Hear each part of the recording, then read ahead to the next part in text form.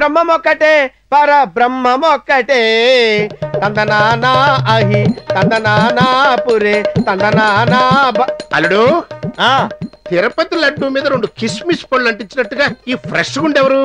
ఇంకెవరు మావా, నీ డాక్టరు. అరే నీ డాక్టర్ కి గుండు కొట్టిస్తున్నప్పుడు పొడవైన నల్లటి కుర్రులు నేల రాలిపోతుంటే మన సినిమా యాక్టర్లు సౌందర్య రంభ రాసి వాళ్ళు వచ్చి ఈ జుట్టుతో మేవిగ్గు చేసుకుంటా ఉంటే మేవిగ్గు చేయించుకుంటాం, మేవిగ్గు చేయించుకుంటా ఉంటే మేవిగ్గు చేయించుకుంటామని పోటీ పడ్డారు. ఎందుకు పడరు?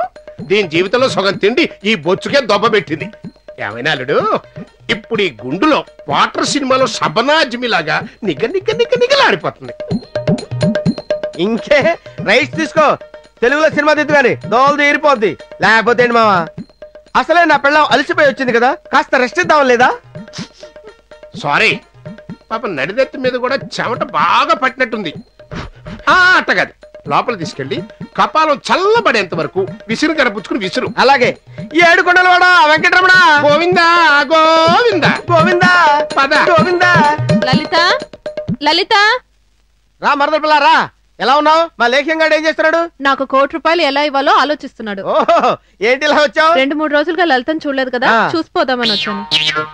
లలితకు నవ్వింది మల్లెచెండు పాటన్నా చేమంతి పూలన్నా చచ్చేంత ప్రాణం, అందుకే తెచ్చాను. థ్యాంక్స్ అమ్మా.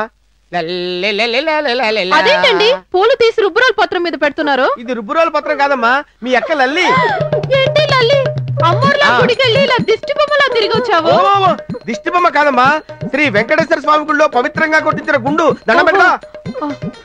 ఆహా, అవునే, 3 కత్తర్లని నమ్మించి నాకు గుండు కొట్టించి కోనెట్లా పారేశాడు. అయ్యో ఫోన్లేమ్మా ఫోన్లే లల్లి. అయినా ఈ గుండ్లో ఫ్యాషన్ టీవీ మోడల్ లాగా ఉన్నావు, నిజం. పోతే పోయింది నా జుట్టు, రాబోతుంది 1 కోటి నా జట్టు.